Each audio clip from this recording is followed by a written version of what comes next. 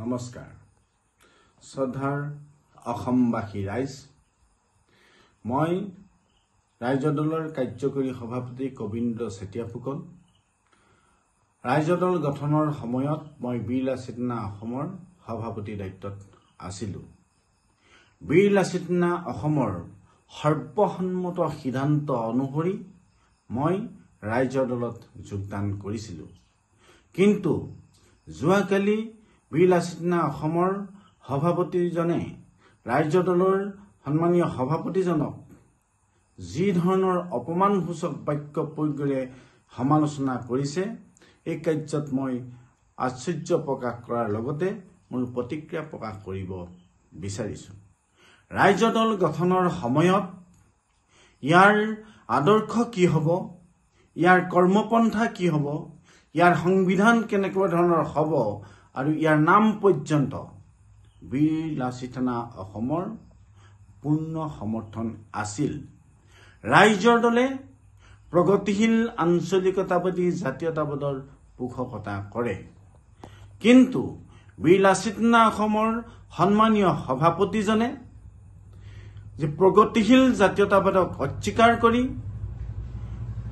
ধৰ্মীয় জাতীয়তাবাদৰ এক বিভেদগামী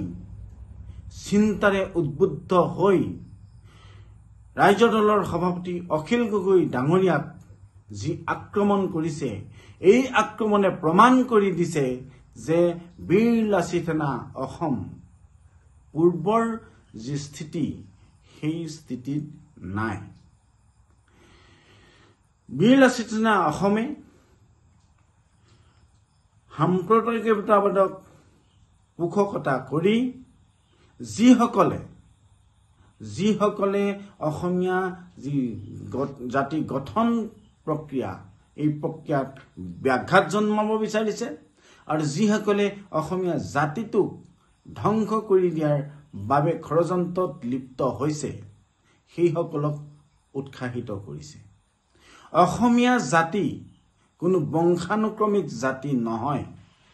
অসমীয়া জাতি ভাষাকেন্দ্ৰিক জাতি ভাষাই হৈছে এই জাতিৰ ৰাজহাড় ভাষাই হৈছে অসমীয়া জাতিৰ প্ৰাণ এই ভূখণ্ডলৈ যিসকল মানুহ প্ৰব্ৰজিত হৈছে সেইসকলৰ যিসকলে অসমীয়া ভাষা আৰু সংস্কৃতিক আপোন কৰি লৈছে অৰ্থাৎ অসমীয়া জাতি গঠন প্ৰক্ৰিয়াৰ লগত নিজকে সংপৃক্ত কৰি লৈছে সেইসকলেই হৈছে অসমীয়া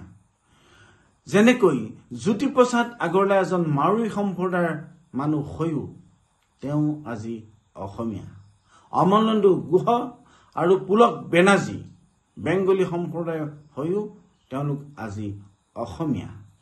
ভাষাৰ ৰক্ষাৰ বাবে নিজৰ জীৱন দি শ্বহীদ বৰণ কৰা মুজাম্মিল হকো হৈছে অসমীয়া যিসকলক আমি অস্বীকাৰ কৰিব নোৱাৰো আৰু তেওঁলোকক আমি গৌৰৱবোধ কৰো অখিল গগৈ ডাঙৰীয়াই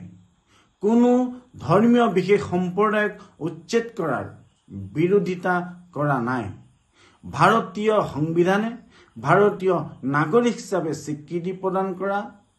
লোকসকলক ন্যায়ালয়ৰ নিৰ্দেশ অমান্য কৰি যি অমানৱীয় উচ্ছেদ চলোৱা হৈছে এই উচ্ছেদৰ হে বিৰোধিতা কৰিছে মোৰ আহ্বান যে বিদেশী চিনাক্তকৰণৰ ক্ষেত্ৰত কোনো ধৰণৰ ধৰ্মক প্ৰাধান্য নিদি হিন্দু মুছলমান যি ধৰ্মই নহওক লাগে যিসকল বিদেশী তেওঁলোকক বিতৰণ কৰিবৰ বাবে অসমত এখন গণসংগ্ৰাম গঢ়ি তুলিবলৈ জাতীয়তাবাদী প্ৰতিটো শক্তিক আহ্বান জনাইছো ধন্যবাদ জয় অসম